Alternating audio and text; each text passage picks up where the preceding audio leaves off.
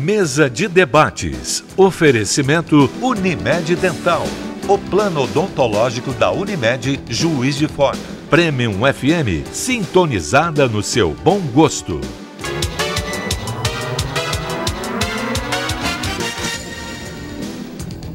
Olá, hoje é segunda-feira, dia 27 de agosto, e está começando mais uma mesa de debates aqui pela TV Juiz de Fora.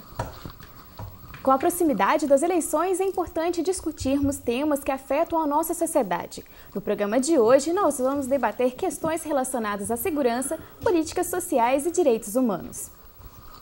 Apresento agora os debatedores do nosso programa de hoje. Bom dia, Zé. Bom dia. Que a semana seja boa, porque esse ano está difícil, né? E essa gripe está correndo todo mundo aí. Nós estamos com um problema de saúde pública. Vamos ver se resolve, né? Melhoras para vocês, Zé. Bom dia, Pasqualini. Bom dia, Luciano, tudo bem? Bom dia, Zé, Camila, doutora Patrícia. Hoje, para quem nos acompanhar, um programa de extrema conscientização, né? As soluções não são tão simples. E aqui a gente pode dar um pontapé inicial para melhorar alguns números aí da nossa, pelo menos da nossa cidade, né?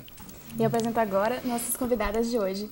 Bom dia, delegada Patrícia, é um prazer recebê-la aqui novamente. Bom dia, eu que agradeço. É sempre um prazer estar participando aqui dessa mesa. Obrigada.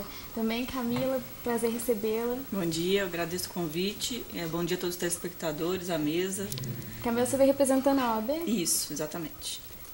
Você é presidente? Sou presidente da Comissão de Direitos Humanos da OAB, de Juiz de Fora. Obrigada, vocês vão contribuir muito para o nosso debate hoje. Esperamos que sim.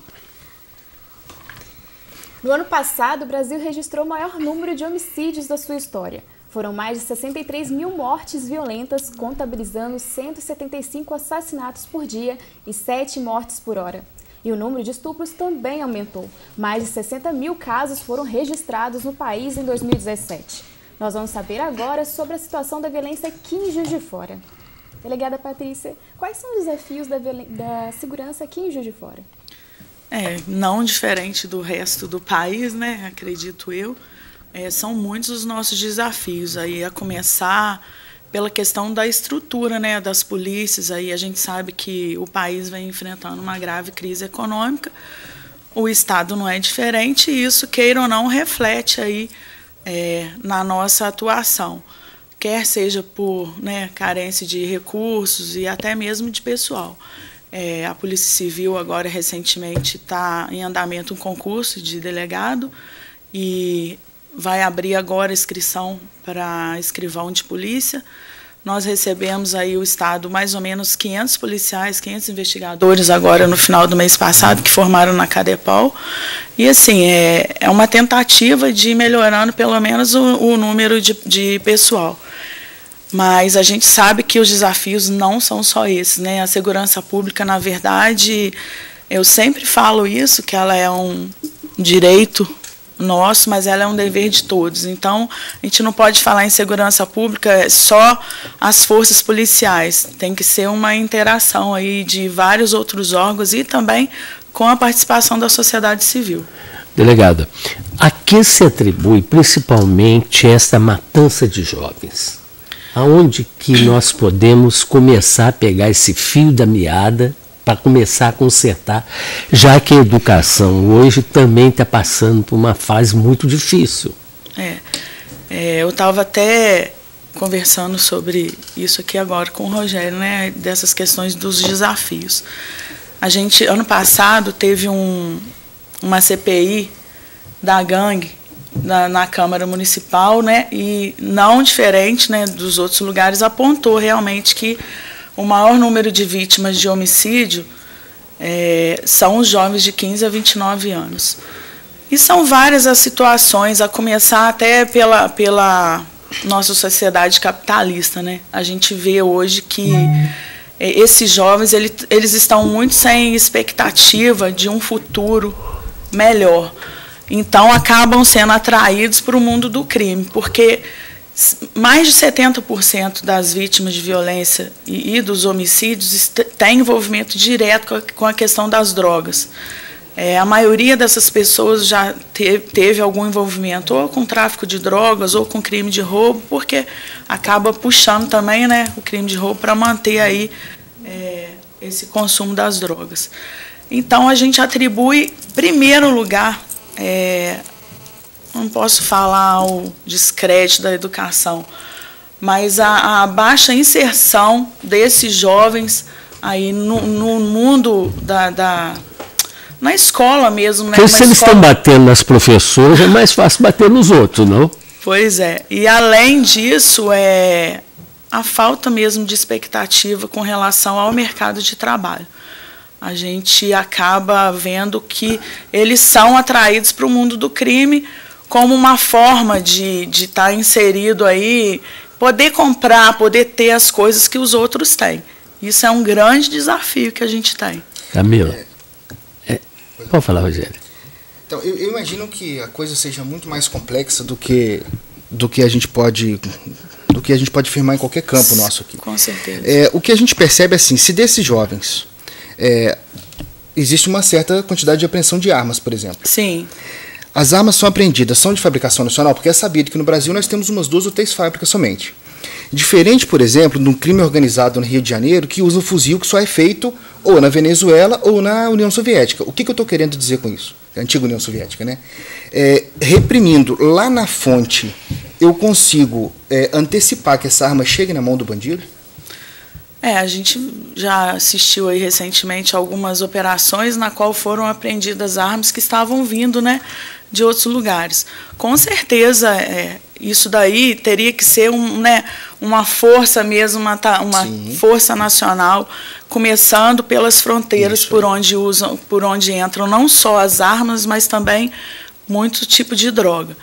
Aqui em Juiz de Fora a gente não tem nenhum registro desse tipo de arma apreendido, ainda bem, graças a Deus, mas a gente vê muita arma de fogo, sim, sendo apreendida, sendo usada aí nos crimes de homicídio, e também temos que fazer esse trabalho. Recentemente fizemos várias operações chamadas de Visa Segura, aí não só aqui em Juiz de Fora, mas na região toda do departamento.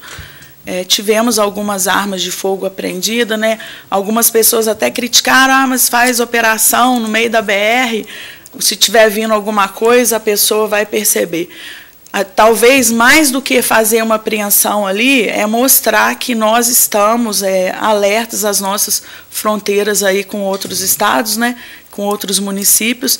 E engraçado que na ocasião, depois dessas críticas, a gente recebeu um áudio esses áudios, né, que ficam aí transitando pelo WhatsApp, de um pessoal falando num grupo que eles não iam vir para Juiz de Fora porque aqui estava tendo essas operações com muita frequência. Então, não vão para Juiz de Fora não, que lá não tá bom para o bandido. Então, assim, um dos nossos objetivos alcançados, que é mais do que chegar ali e aprender e prender um monte de gente, essa questão mesmo da prevenção. Porque a segurança pública, muito mais do que repressão, a gente tem que pensar na prevenção como um todo. Então, assim, a gente se preocupa com isso também. A gente só não faz muito mais mesmo por conta de baixo efetivo. Então, essa notícia é alvissareira, né?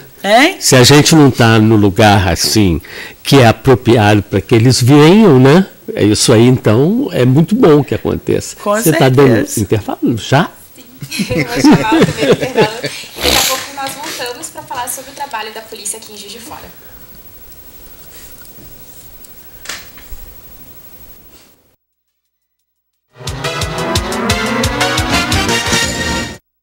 Ou eu que estou falando demais? Não estou passando. Voltamos com a mesa de debates. Delegada Patrícia, a gente estava comentando no último bloco sobre as operações realizadas pela polícia aqui em Juiz de Fora. Você poderia destacar alguma em especial? Então, essa que eu falei foi a Operação Divisa Segura, né? Foi feita em conjunto com a Polícia Militar, com a Polícia Rodoviária. A gente tem feito muitas operações. Esse ano já tivemos 2 operações até a nível nacional, que foi de combate à pedofilia, que nós participamos.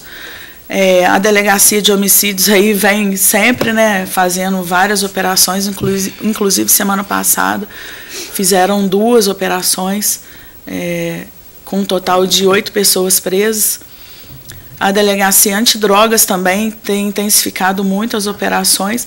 Essas são as maiores que eu estou falando, fora as pontuais que a gente vem fazendo toda semana, empregando um efetivo menor, mas de uma forma mais específica. Então, assim, falta de serviço, falta de trabalho, não é. A gente está sempre buscando, com criatividade, fazer o nosso trabalho.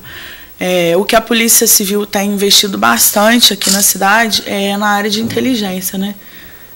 Desde que eu assumi a regional, a gente criou um grupo aí de inteligência que interage com as agências de todo o país, e isso é bem interessante, assim, na rapidez que a gente recebe informação. Muitas vezes, quando aconteceu um crime aqui na cidade, um roubo, acho que foi no início desse ano, naquela sede da Brinks, nós tivemos contato com as agências de inteligência do país todo, e a gente vê que daquela forma, né, a gente conseguiu até identificar, eu não me recordo agora se foram 2 ou 3 autores que tinham praticado o crime em Fortaleza, inclusive um deles estava foragido, isso assim com uma rapidez fora do comum, por conta dessa interação e aí o ganho de conhecimento que a gente vem tendo todo dia aí na área de inteligência. Agora, essa semana, a gente vai fazer lá na delegacia um workshop sobre inteligência com os policiais, de forma a demonstrar mais o uso dos aplicativos, o uso do que a gente tem aí de ferramenta, né, para poder fazer essa atualização, e tem lá esse setor que ele atende todas as delegacias da nossa regional, que eu não sei se vocês sabem, compreende 26 municípios, a Delegacia Regional de Juiz de Fora. Camila, só uma pergunta. Nessa confusão toda, a gente está vendo quanta coisa boa a Polícia Civil está fazendo. Sim. Aí o pessoal entra em conflito, matou um bandido, né? Aí surge o nome da OAB e o pessoal... Como é que fica aí? Você acabou de chegar agora de Sevilha, não é? Que foi ver direitos humanos. Como é que ficam os direitos humanos do ser humano em geral? Então, assim... Como é que fica aí, nesse momento? Porque normalmente a polícia é a primeira que leva a bordoada. Nem precisa perguntar por que aconteceu. Né? O menino lá do Exército que deu tiro, esses negócios todos, a ocupação, tá isso em conflito, não é?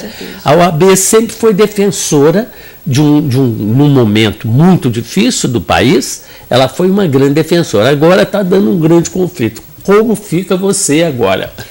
Assim, é uma questão muito complicada, mas eu acho que a gente precisa muito de terminar com esse estereótipo de que direitos humanos têm uma bandeira política. Começando por aí, não tem direita, não tem esquerda. Direitos humanos é um tratado pela paz, é um tratado universal, que o mundo, vindo depois de 50 anos de guerra, decidiu estabelecer freio a esse relativismo das culturas e estabelecer valores universais.